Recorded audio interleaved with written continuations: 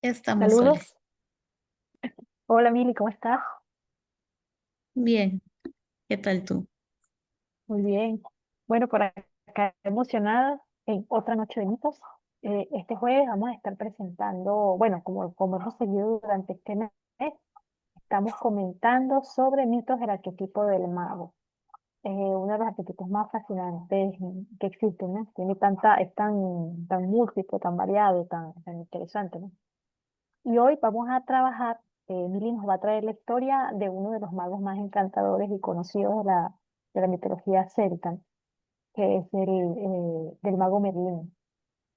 Creo que hay muchas historias, misterios que se tejen en torno a Merlín, muchas preguntas que nos podemos hacer, entonces de verdad que va a ser un webinar bien interesante.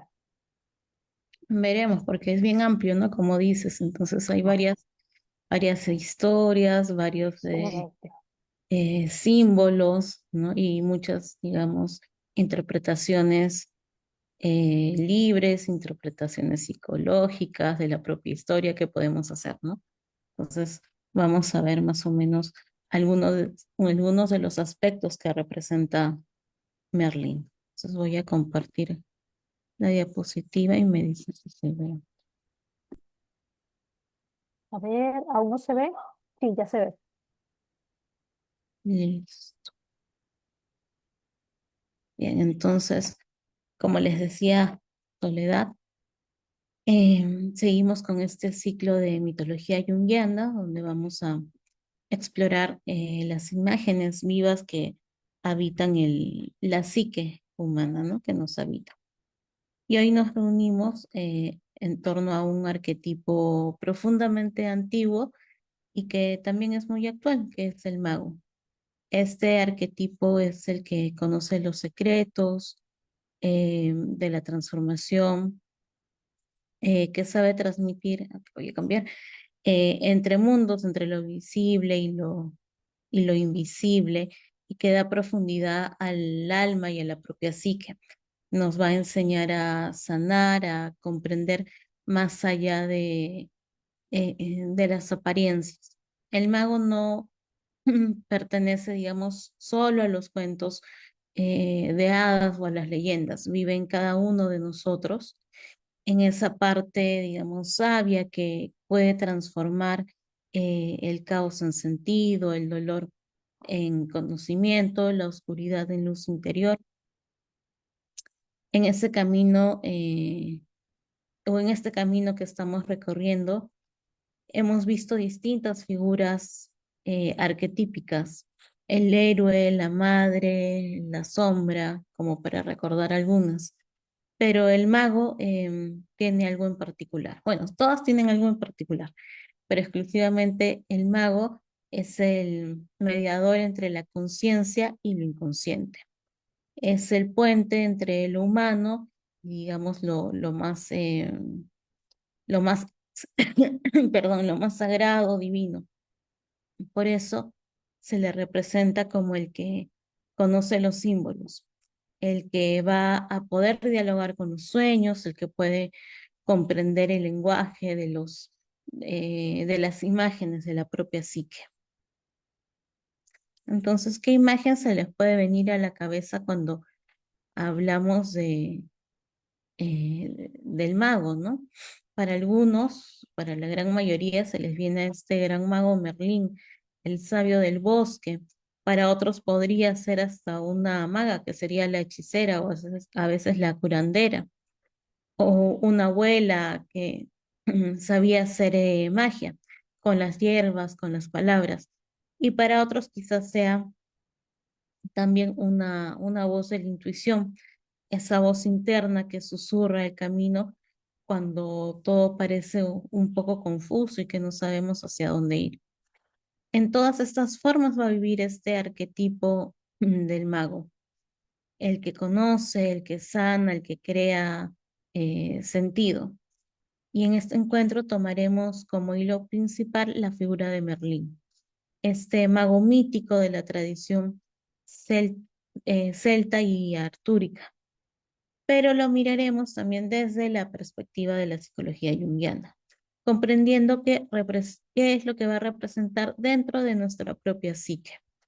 cómo se manifiesta también en la vida cotidiana y también qué sucede cuando esta imagen arquetípica se distorsiona, o también miraremos cómo es Merlín o el mago en sombra.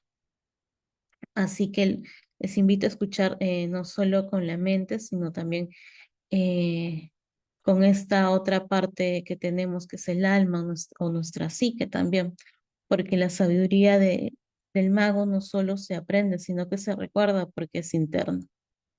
Está en lo más profundo de nosotros, esperando a ser despertada.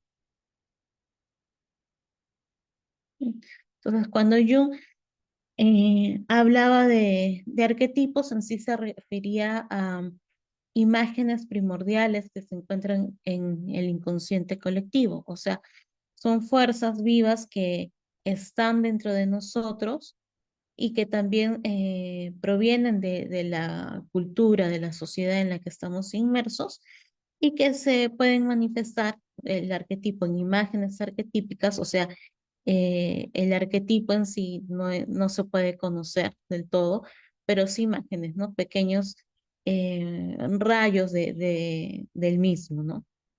Entonces, este se puede eh, a veces, digamos, aparecer la imagen arquetípica en sueños, podemos encontrarlos en las mitologías, ¿no? De las culturas, en algunas experiencias de la vida, ¿no? Y es esta forma en que se empiezan a ser conscientes. Y en sí, el arquetipo del mago o el sabio pertenece, digamos, al proceso de individuación, que es el viaje hacia la propia totalidad del ser. Y en ese recorrido el mago representa la función de la transformación. Es quien puede mirar dentro del caos psíquico y encontrar un orden, una dirección y un sentido. Así también como el alquimista lograba transformar el plomo en oro, el mago transforma la materia, digamos, bruta, todo el dolor, toda la sombra, las heridas, en conciencia y en sabiduría. No se trata de que va a ser una magia en sentido fantástico, ¿no? Sino es una magia más bien psicológica, que es la capacidad de transmutar la energía inconsciente y todos los contenidos inconscientes en conciencia. Jung veía esta figura como mediadora entre el inconsciente y la conciencia, es decir, el mago es el que sabe descender al mundo simbólico a través de los sueños, mitos, recuerdos y volver al mundo cotidiano trayendo un mensaje, una nueva comprensión. Por eso en el camino interior el mago es una parte del alma que sabe unir la parte espiritual y lo humano, la parte humana más concreta. Lo racional, podríamos decir, con lo instintivo, lo visible y lo invisible. En terapia, este arquetipo o esta imagen arquetípica se activa cuando la persona comienza a mirar su experiencia con un sentido, no solo a lamentarse o a preguntarse por qué es lo que ha pasado, ¿no? Sino encuentra ya un sentido de la experiencia. Cuando puede sostener esta tensión entre opuestos sin negarlos y cuando empieza a confiar en la sabiduría que emerge desde adentro. El mago entonces no busca controlar la vida, sino más bien comprenderla y colaborar con las leyes más profundas. Es el que en sí va a reconocer que la psique tiene sus propios ritmos y sus propios misterios también. Y solo cuando uno aprende a escucharlos, empieza la verdadera transformación. Acá.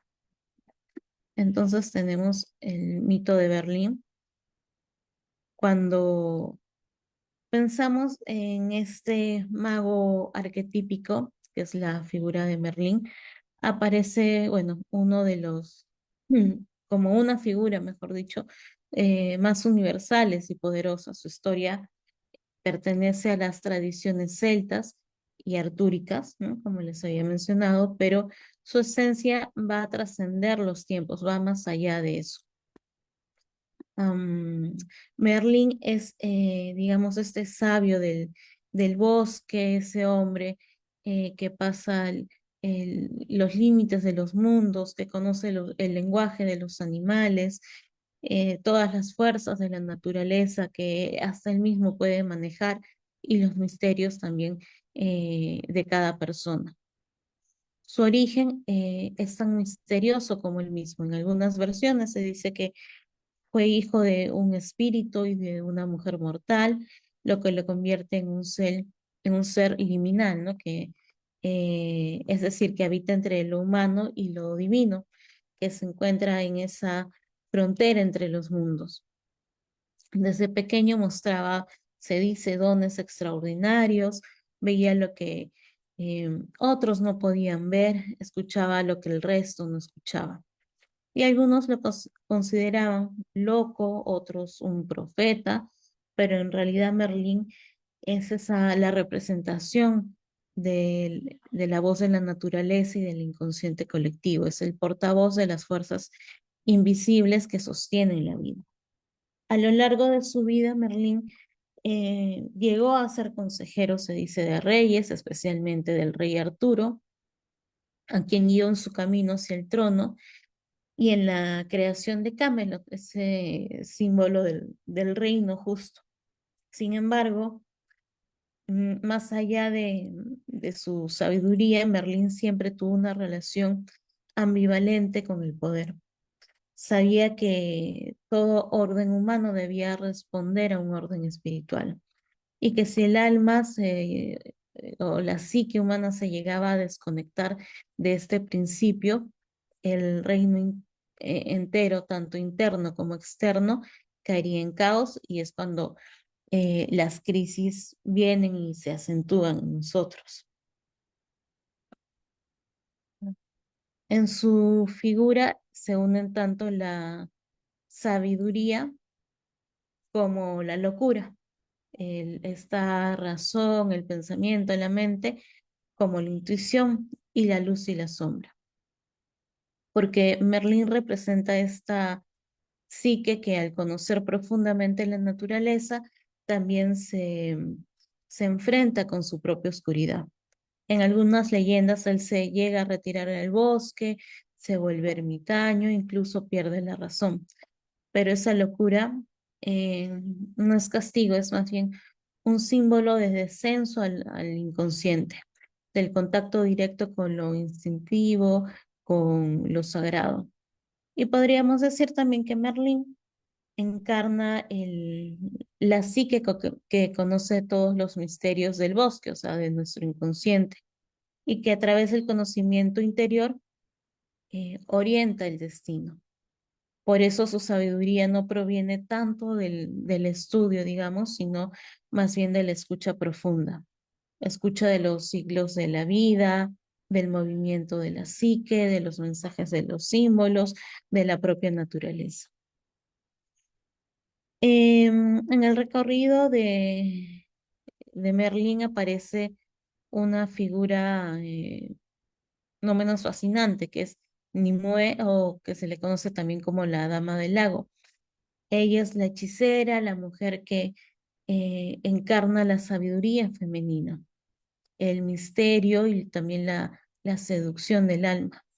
En algunas versiones del mito, la dama del lago se convierte en su discípulo, en otras es su maestra, inclusive llega a ser su amante, pero en todas representa este aspecto de la psique que llama al mago a integrar la energía femenina, que va a ser sobre todo la intuición, la entrega, la creatividad y la receptividad.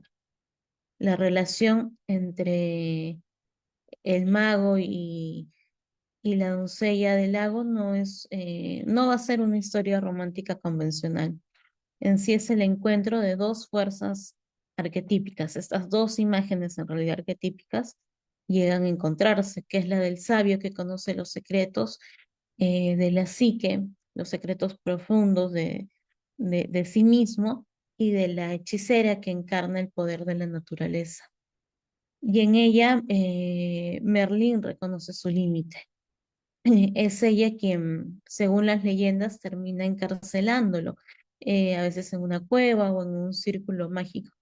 Pero este encierro no significa una derrota para Merlín, sino una vuelta hacia adentro, hacia sus profundidades, hacia el misterio, hacia su sí mismo. Una reabsorción del mago en el seno de la psique profunda.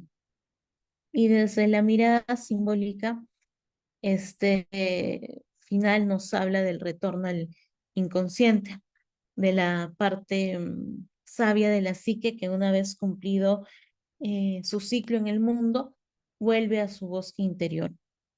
Es el retiro del sabio, no como una huida, sino más bien como una entrega. Es el momento en que el alma deja de actuar hacia afuera y comienza a actuar desde los adentros. Así Merlín en realidad no muere, sino que se transforma, se disuelve en el misterio del bosque, en la corriente de lo invisible. Y desde ese lugar va a seguir guiando, como lo hace el propio inconsciente. A todo aquel que se atreva a entrar en la profundidad de su propia alma, Merlín va a estar allí guiando.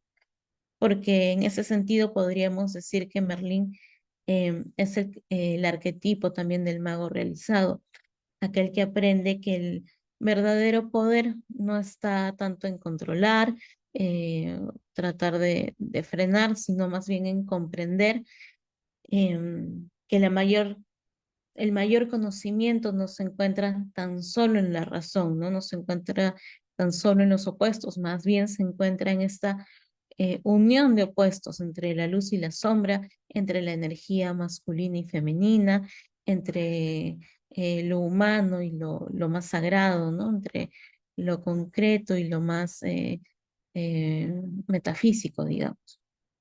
Esa es la huella que deja Merlín en el alma humana, la memoria de un conocimiento antiguo que nos recuerda que eh, toda verdadera transformación comienza con el silencio interior, mirando hacia adentro, hacia nuestro propio interior.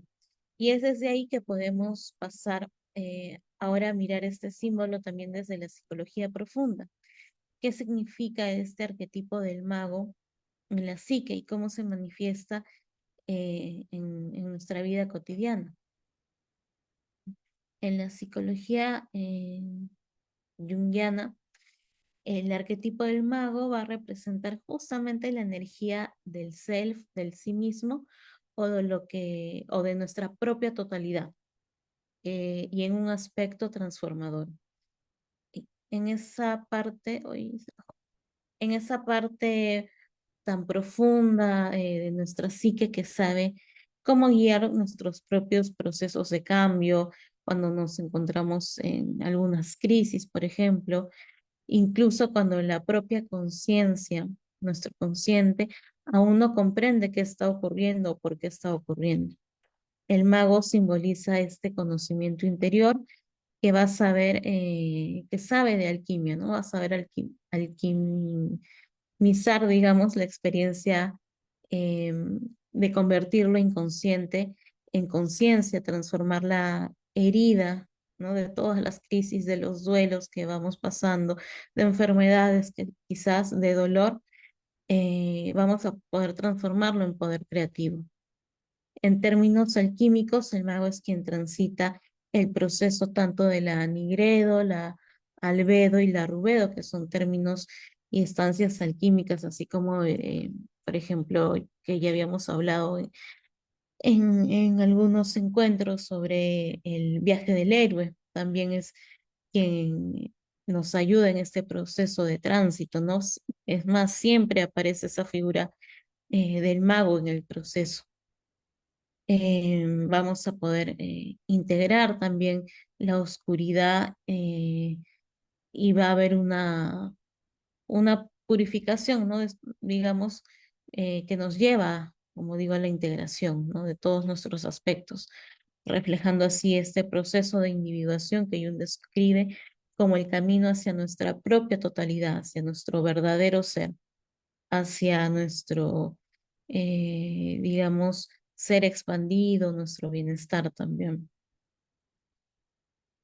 El arquetipo del mago en sí no, em, no pertenece solo, digamos, al mito de Merlín. Se manifiesta en muchas culturas bajo distintas figuras también, todos portadores del mismo principio simbólico, que es el poder de la transformación y del conocimiento profundo, el conocimiento de nuestro propio interior. Hay que tener como que resaltado eso, ¿no? El conocimiento, pero de nuestro propio ser.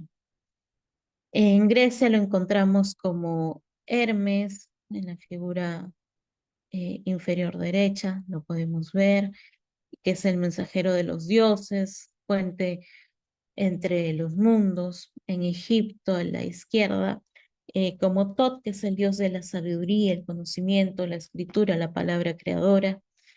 Eh, en Quirón, en Grecia, ¿no? Como el sanador herido, que es este centauro que nos va a, también va a encarnar esta paradoja del dolor que enseña.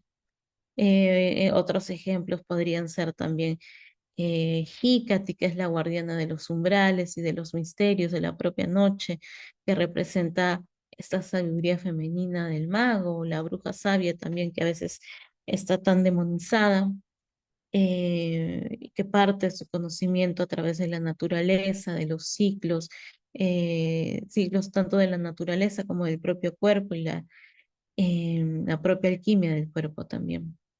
Y en todos ellos el mago es mediador entre los mundos, pero también es una figura ambivalente, ya que su poder puede tanto sanar, pero si se va a otro extremo puede manipular, puede guiar como dominar, como un opuesto. En la vida psíquica esto se traduce en las polaridades internas, ¿no? Vamos a tener la sabiduría frente a la manipulación, la transformación frente al control, los maestros que quieren guiar frente a un guía charlatán, el que quiere sanar, pero también tiene todavía esa herida propia que necesita sanar. Y cuando el mago interior se vive de manera íntegra, su energía se pone en sí al servicio del crecimiento. Pero si vive unilateralmente, puede volverse pues un manipulador o un falso sabio. En la clínica, estas polaridades a veces se expresan en la tensión entre el deseo de ayudar y la necesidad a veces también de controlar, o entre ese conocimiento genuino o frente al ego inflado, ¿no? Del yo sé, yo tengo la única verdad también y yo soy el único que va a poder guiarte en este camino y ayudarte, ¿sí? A eso le llamamos inflación del ego. El trabajo terapéutico en sí va a buscar equilibrar fuerzas, ¿no? Transformar sin llegar a dominar, enseñar sin imponer, el sanar reconociendo también las propias heridas. En sí, el verdadero mago no domina el misterio, lo habita, no impone su poder sobre la vida, sino que la escucha hasta que la transformación ocurre por sí sola. Así como el mago del mito encarna la sabiduría que va a ir transformando, el mago interior en la psicoterapia se convierte en ese espacio donde la psique comienza a reconocerse poco a poco, a sanar y también a crear nuevas formas de ser, a transformarse. Pasamos entonces a mirar cómo este arquetipo se manifiesta en la experiencia clínica y en los procesos de individuación, donde a veces el terapeuta, el paciente y nuestra propia psique participan del mismo acto alquímico.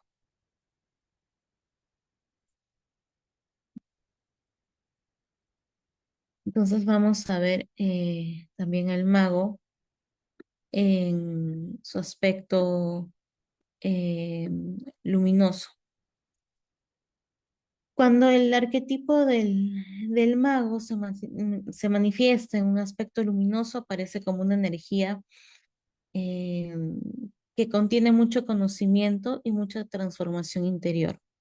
La encontramos muchas veces encarnada en terapeutas, en maestros, en guías espirituales, en artistas o en personas que tienen una profunda capacidad de introspección y de conexión simbólica también. Este mago luminoso es quien logra transformar la experiencia en conocimiento, va a transformar todo el dolor que siente de ciertas situaciones en comprensión y el sufrimiento en sentido. En el contexto clínico, esta presencia se manifiesta cuando el paciente comienza a ver el símbolo detrás de su síntoma. Es decir, ¿qué significa eso? Ver el símbolo detrás del síntoma es cuando en realidad se va a dejar de preguntar, ¿por qué me pasa esto a mí, no? Y empieza a preguntarse, ¿por qué está apareciendo esta situación en mi vida? ¿Qué es lo que tengo que aprender? ¿Qué herramientas puedo sacar de toda esta experiencia a futuro? Es el momento en que el sufrimiento se vuelve puente hacia la conciencia. Como terapeutas o como personas que a veces acompañamos o que estamos en nuestro propio proceso de sanación o de autoconocimiento, vamos a ir habitando esta imagen arquetípica. Cuando escuchamos más allá de, digamos, de las palabras, cuando dejamos también que nuestra intuición y la presencia actúen como canales de comprensión profunda. Pero el mago luminoso, ay, se movió, no solo enseña a, digamos, no solo va a estar allí para guiarnos o mostrarnos, mejor dicho, un camino, sino también nos va a guiar, pero desde la propia humildad, reconociendo que el poder de sanar no le pertenece a él, no es exclusivo de él, sino más bien que atraviesa la relación terapéutica como una energía vive en el alma o atraviesa también esta relación que tenemos con nosotros mismos cuando estamos en momentos de transformación, de introspección. Por ejemplo, un paciente con un historial, digamos, de que tenía este paciente como unos 30 años, más o menos, tenía todo un historial de relaciones marcadas por el abandono y empezó a tener sueños con un bosque y un anciano que le observaban, ¿no? De pronto estaba soñando algo y aparecía esta imagen, sí. Y bueno, luego de un proceso de interpretación de sueños, los amplificamos porque era una imagen recurrente que tenía. Fuimos explorando los símbolos y bueno, él empezó a reconocer que el bosque era su propio inconsciente y que el anciano eh, era su sabiduría interior que estaba tratando de hablarle, ¿no? Para que pueda entender estas situaciones que él iba pasando. Y en el proceso, este paciente descubrió que el abandono no solo lo había herido, sino que también lo había llevado a desarrollar una gran capacidad de intuición y en sí descubrió de empatía con los demás. Y ese reconocimiento fue un acto para él, digamos, entre comillas, mágico, porque llegó a transformar esa herida que lo venía persiguiendo durante años en conocimiento y en herramientas para su vida y para las demás relaciones que podría tener a futuro. Y allí es cuando el mago interior emerge como conciencia eh, que ilumina y el dolor en sí deja de ser, o sí, deja de ser un castigo para volverse una vía de crecimiento. Y, el, esta era de dar sentidos. ¿Qué le pasé? Entonces, ahora vamos a ver los aspectos que podría tener el mago cuando sale su sombra, ¿no? Cuando se va este otro opuesto. Todo arquetipo va a tener una luz y también va a tener una sombra, y este arquetipo del mago no es una excepción. Su sombra aparece cuando el poder del conocimiento se infla en el yo, en el ego, cuando la sabiduría se desconecta, digamos, de la psique o se usa solo para dominar al otro. En esta forma, el mago deja de ser mediador entre mundos para convertirse en un manipulador de ellos. La inflación del yo va a ser una de sus expresiones más comunes.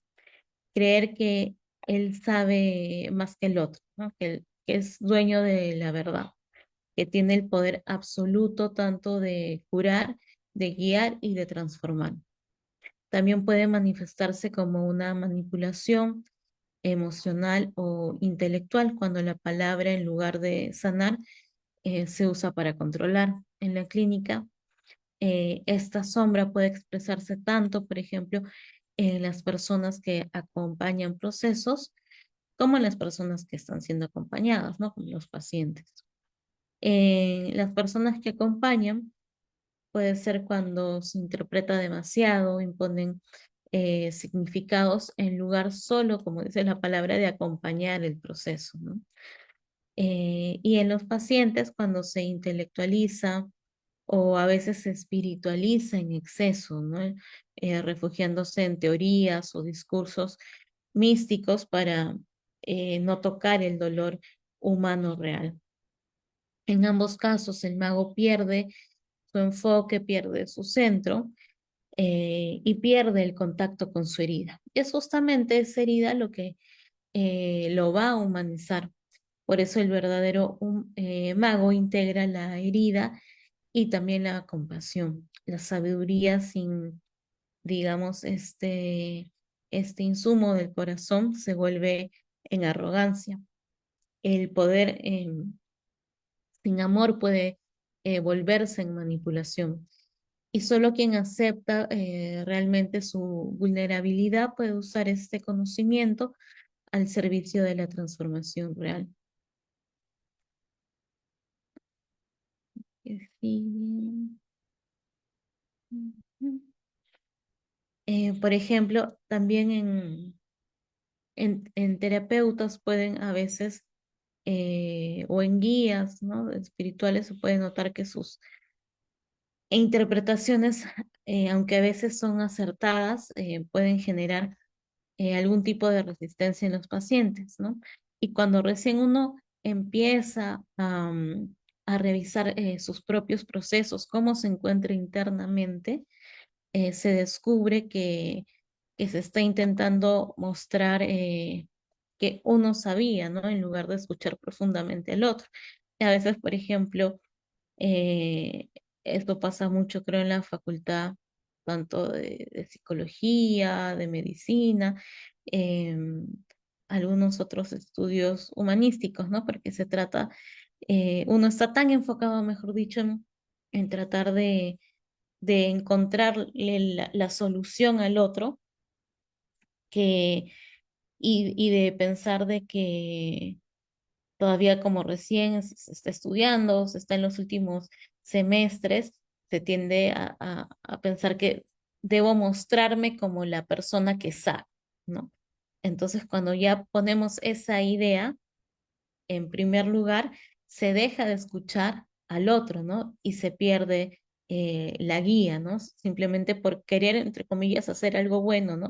De querer tratar de dejarlo mejor, pero siempre se tiene que tener esa escucha del otro y la propia. ¿Solo querías comentar algo?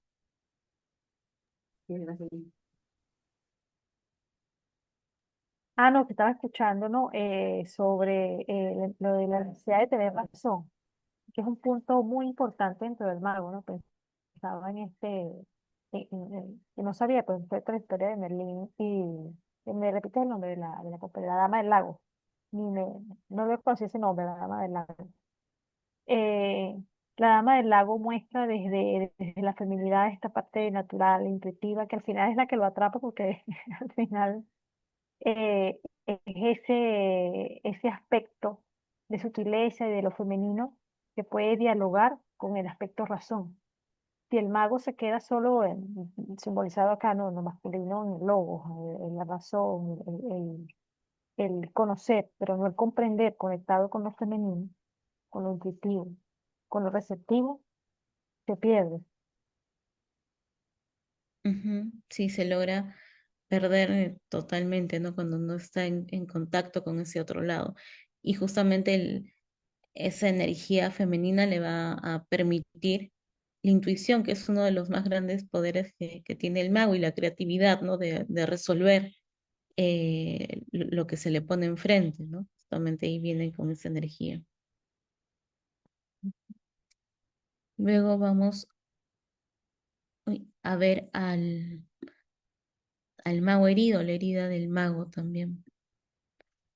En el corazón del arquetipo del mago también existe o va a existir una paradoja esencial, que su sabiduría va a nacer directamente de la herida, de una herida que ha tenido. En esa dimensión del mago, o esta dimensión del mago lo acerca a la figura en sí de Quirón, que ya lo habíamos visto, que es este centauro, ¿no? Que es el sanador herido de la mitología griega. Inclusive se ve hasta en astrología, en el mapa, ¿no? Está este símbolo de Quirón, que es el sanador herida, que son las heridas que venimos a trabajar, ¿no?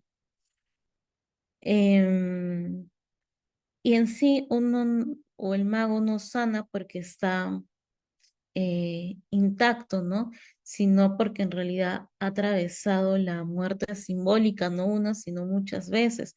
Ha atravesado muchas veces el dolor, la pérdida, la enfermedad del mismo, de otros, ¿no? Y desde esa experiencia es en realidad también cuando puede llegar a acompañar a otros. En la clínica esta imagen representa también a las personas, tanto que están en un proceso como las que acompañan, em, que transforman su sufrimiento en fuente de comprensión y de empatía.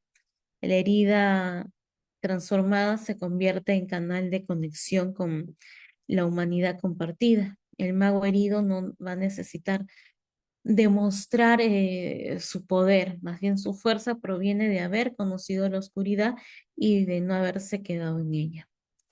Como decía Jung, uno no se ilumina fantaseando figuras de luz, sino haciendo consciente la propia oscuridad. Por eso el mago herido nos recuerda que la verdadera sanación no surge del control, sino de la entrega. Y no se trata de borrar o desaparecer o dar la vuelta y no mirar más esa herida, sino más bien de transformarla para ayudarse uno mismo y ayudar a otros. Hemos visto, bueno, ya al mago en su luz, en su sombra y en su herida. Hemos recorrido todos sus rostros, ¿no? El sabio, el manipulador, el sanador, el que cae y también se levanta. Pero más allá de las formas, todos ellos expresan una misma búsqueda, que es la transformación em, transformar la materia en alma, ¿no? Esta alquimia. Así que vamos llegando al punto final, que es la integración simbólica del mago, no como un personaje externo, sino como todo un proceso interior.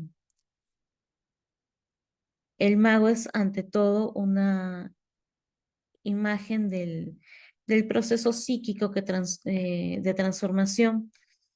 Representa la capacidad del ser humano de convertir lo inconsciente en consciente, de mirar su oscuridad sin huir, de transformar el sufrimiento también en sabiduría. Em, ¿Qué más nos habla de este mago. Desde, digamos, la perspectiva junguiana, el mago, como les había mencionado también, encarna el movimiento del self, desde sí mismo, ¿no? De nuestra totalidad, em, hacia una totalidad en sí más amplia y mucho más completa. Es ese impulso interior que busca unir lo que muchas veces está fragmentado también. Y en lo clínico se manifiesta cada vez que alguien logra ver sentido a su herida, crear algo nuevo a partir del dolor o comprender su historia con nuevos ojos, con una nueva mirada. En lo simbólico, este mago nos recuerda que también eh, que la verdadera magia no va a radicar o no va a alterar en sí la realidad externa, ¿no?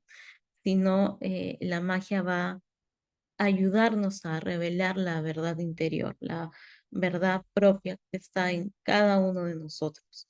Por eso el mago, digamos, auténtico no busca dominar, sino como lo hacía Merlín, no comprender, no imponer, sino más bien revelar, y no manipula, sino transforma. Su alquimia no ocurre en este sentido en los laboratorios, sino ocurre dentro de la psique humana.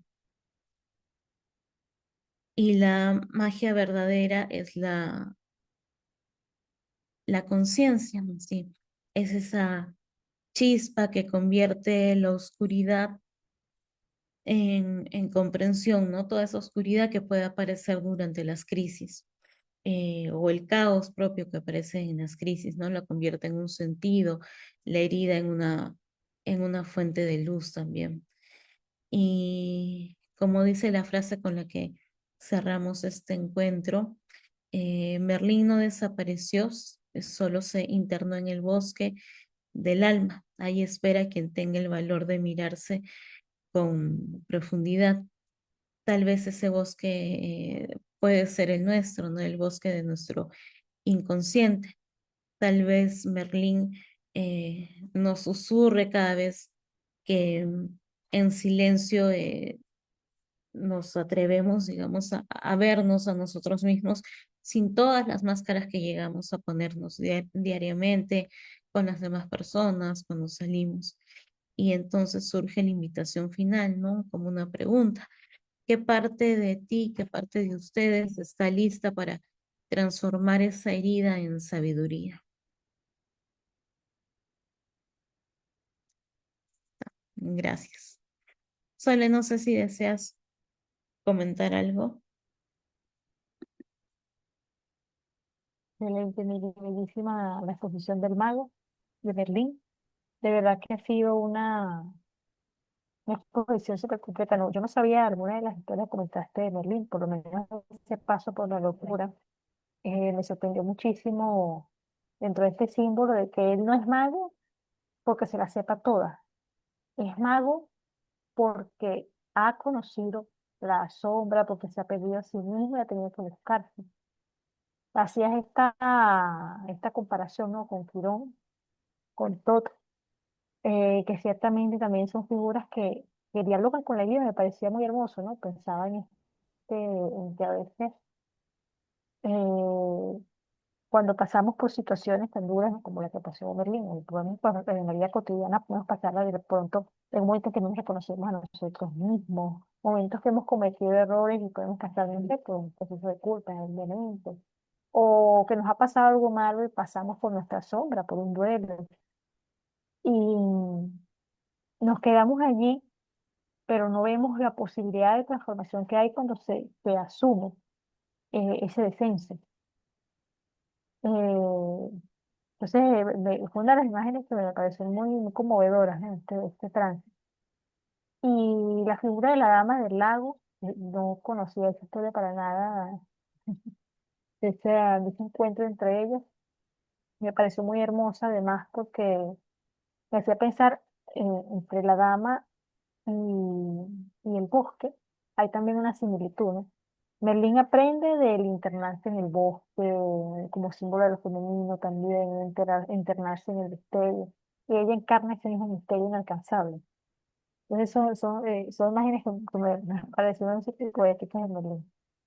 Creo que todos podemos llegar, esta es otra cosa muy bonita del mago, ¿no? Todos, igual que Merlín, el mago se alcanza. No es que uno nace sabiendo todo, sino que es el proceso de llegar a ser esa persona que se transforma a sí misma y puede ayudar en el trabajo de otros. Ujú. Y justamente también me acabo de acordar, ¿no? De Gandalf, de este mago del Señor de los Anillos, ¿no?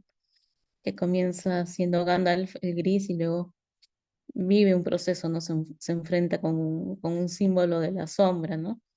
Y luego es, entre comillas, derrotado, pero ahí vive un proceso interno, ¿no? Que, el cual no se ve en las películas, pero todo eso le sirve para, digamos, volverse más sabio, ¿no? Y se convierte allí en Gandalf el blanco, ¿no? Que tiene mucho más poder, ¿no? Entonces, esto significa que tampoco es como que gratuito, ¿no? No simplemente se es mago y ya, ¿no? Sino que hay que pasar todo este proceso de las heridas, del dolor para poder despertar, ¿no? A nuestro mago interno, que es el que nos puede guiar, ¿no? En ciertos momentos, pero siempre y cuando, como digo, haya atravesado primero todo este dolor, ¿no?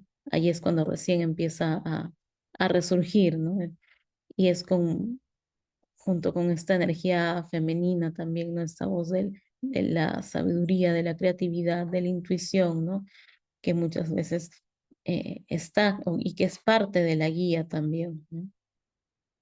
Y que a veces también no es muy escuchada, ¿no? En nuestra sociedad se deja de lado, ¿no? La intuición, o sea, ¿para qué te sirve la intuición? Dicen algunos, ¿no? Este, pero allí podemos ver que es parte de un todo, ¿no? Y ese todo somos nosotros. Entonces, si está allí es porque la vamos a utilizar en un momento, ¿no? O la hemos venido utilizando y no nos hemos dado cuenta siquiera, ¿no? Pero es una herramienta que debemos tener consciente. Y luego este mago también pasa por todos estos procesos alquímicos, ¿no? Como decía, alquímicos y también aparece en este otro camino del héroe, ¿no? Que se ve realmente también dentro del rey Arturo, ¿no? Con este camino del héroe y cómo aparece también Merlín para poder aconsejarle y ayudarle, ¿no? Con estas prácticas. Pero finalmente ese mago es el nuestro, en la historia sería como que una parte del rey Arturo, ¿no? Un aspecto del mismo que aparece para ayudarlo, ¿no? Esta sabiduría que se representa como un anciano porque es una sabiduría que sí nos pertenece, pero es mucho más antigua, ¿no? Y que no se equivoca cuando se utiliza con humildad. Pero me hacía pensar ahorita, me acordaba del profesor Carretero, ¿no? Que de acá de Leuces, cuando él decía, eh, no, es que, ¿por qué Jung decía que siempre el psicoterapeuta, antes de ser psicoterapeuta, tenía que hacer psicoterapia? Porque es que la mayor herramienta del psicoterapeuta es su psique. Y la psique de quien es psicoterapeuta, en esta analogía que se fue, no, no está en conciencia de sí mismo, no ha pasado por un proceso, difícilmente puede comprender el proceso de otro. Entonces, Merlín tiene todas estas herramientas, sabe todos los conjuros, también Gandalf, pero ellos no son Gandalf de Merlín por los conjuros que se saben, sino por lo que han atravesado. Pensaba cuando decías Gandalf, ¿no? Esta imagen de Harry. Harry Potter es un aprendiz, ¿no? Gandalf aparece como su guía, y en la escuela les enseñan todos los conjuros posibles a todos los personajes. Pero lo que hace a Harry al final, ¿no? Durante su proceso, lo que lo hace evolucionar es su proceso de enfrentamiento a la sombra. es lo que hace que ese saber cobre vida, lo lleve a otra etapa. Ujú. Sí, no es el No el resulta un saber enfrentamiento, vacío. ajá, con el Señor tenebroso, ¿no?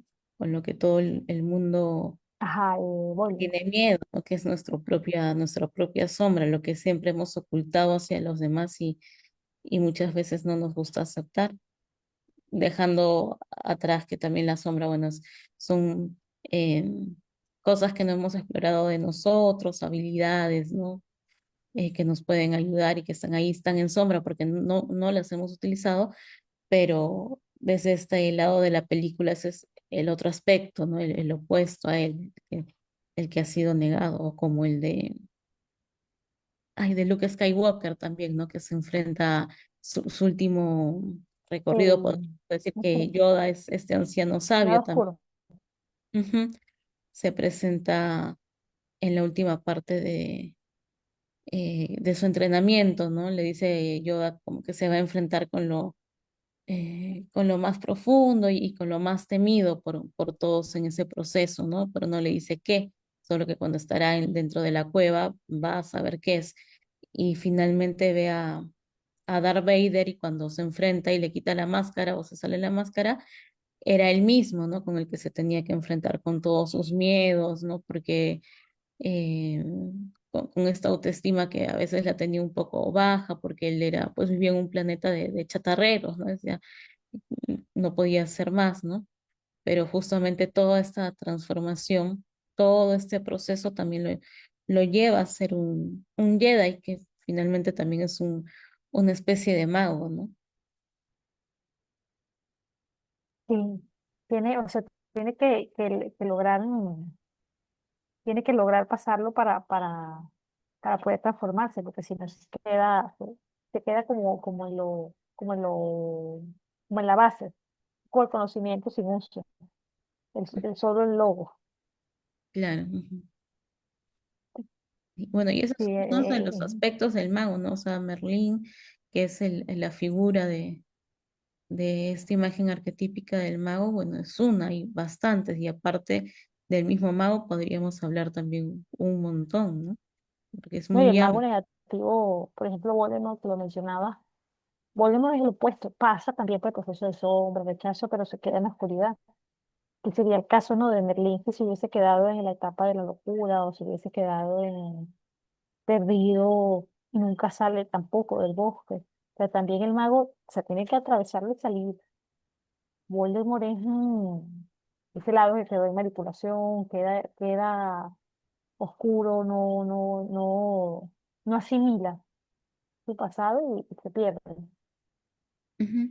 Igual que en Star Wars, ¿no? Con Luke Skywalker, ¿no? Que era el prometido, ¿no? El que le iba a dar equilibrio a la fuerza, ¿no? Pasa por muchas situaciones y en un momento no puede responsabilizarse, no puede asumir lo que le pasa y se queda en ese lado del mago oscuro, ¿no? Manipula, mata, quiere conseguir eh, todo lo a coste de vidas, ¿no? De matar.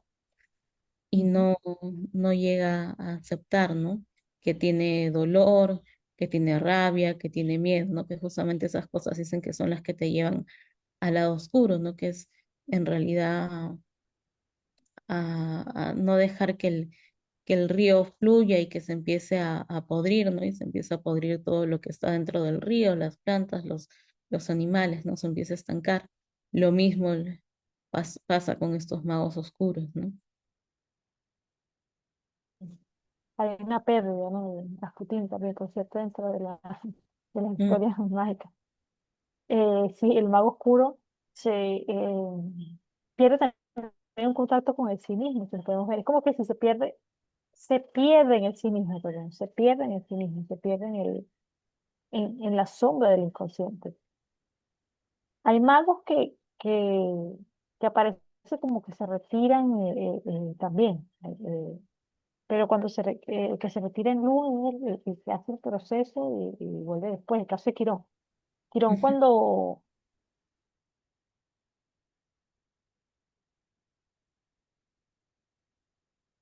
¿Y te cortaste sola? Creo que sí.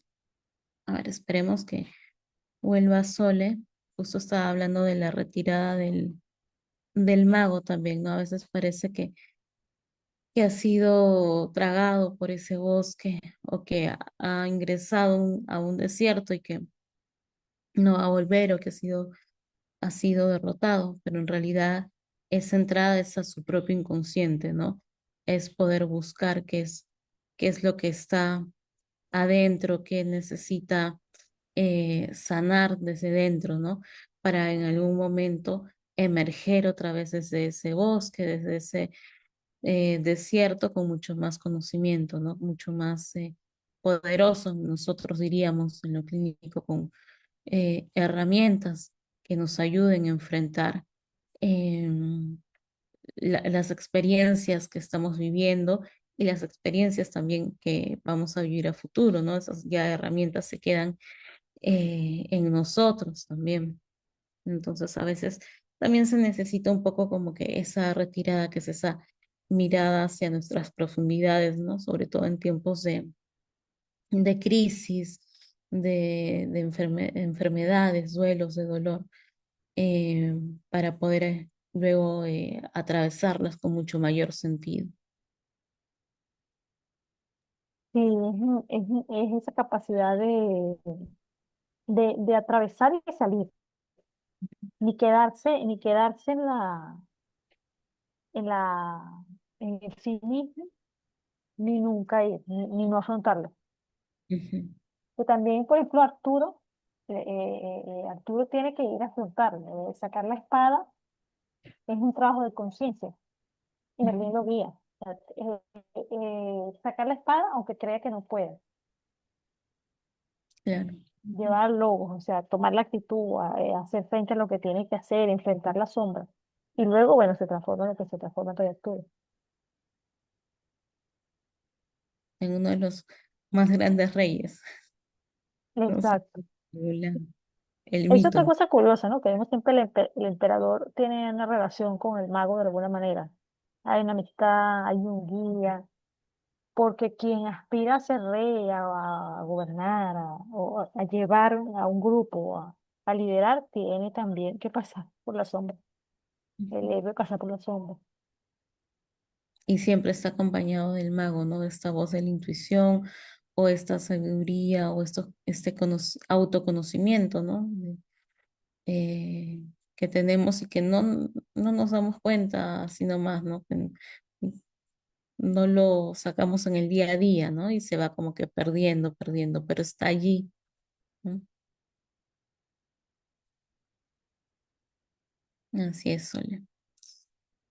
Entonces, bueno, esperamos que les haya gustado, ¿no? Esta imagen del mago de Merlín y que nos puedan acompañar en el siguiente jueves, ¿no? No sé, Sole, si tú recuerdas qué tema tenemos. Y durante los próximos 3 semanas vamos a estar abordando otras figuras del mago. Tenemos eh, por allí una maga que tenemos a Cassandra.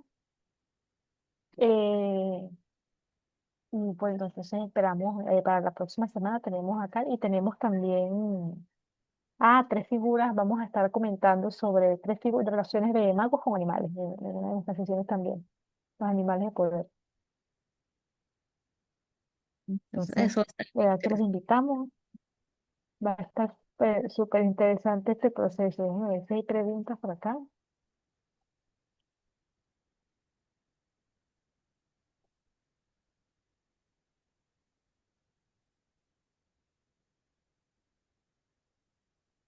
Ay, por aquí. Bueno, y no sin recordarles, no sin antes recordarles que el 24 y 26 de octubre vamos a tener nuestro encuentro de psicología analítica junguiana. Están bienvenidos. Y sí, sí tenemos unas preguntas por acá. A ver, tenemos a Luis Torres que dice, gracias, justo lo que necesitaba escuchar. Saludos de Nogales, Sonora. Y Carlos García Torín dice, muy oportuno este tema para mí. Atento y en línea, Milagros. Gracias por tu esfuerzo y dedicación. No, a ustedes ahí estar comentando, seguirnos. Ya saben que los videos de mitología los pueden encontrar dentro del canal de YouTube de Eleusis. Y bueno, estar atentos también, como comentó Sole, al congreso que va a haber en octubre, o este mes ya es, ¿no? Octubre, Sí, 24 ya de estamos a unos octubre. días. Sí. Y también a todos los cursos que se están abriendo tanto en el Instituto de Eleusis como en el canal de arte terapia, que tenemos ahí varios cursos que están comenzando este mes también, como 4 cursos creo de sueños, técnicas junguianas que tienen que ver con el arte. Acaba de comenzar la de arte terapia, así es que se pueden todavía apuntar. Hay otro más, creo que va, imaginación, ¿no? Activa, algo así va a haber. Imaginación activa, análisis de sueños, técnicas que ya empezó yo avanzado. No, pero en técnicas todavía cada 2 meses se abre un módulo, así es que pueden ir ingresando. Ujú. Eso, y bueno, también en el otro instituto que tenemos conjuntamente con el EUSIS de Sofía, Psicología Femenina, también por allí hay un par de cursos que se van a estar Sí. abriendo. Va a comenzar ahorita el de depresión femenina Ujú. Y y sanación, viene el de trauma, abuso sexual, ujú, sanación femenina. Bien. sanación también ha empezado esta semana, empieza la próxima. Entonces ya saben, estar atentos. Si tienen consultas en Facebook, en Instagram, pueden buscar allí los canales de atención o escribir por allí.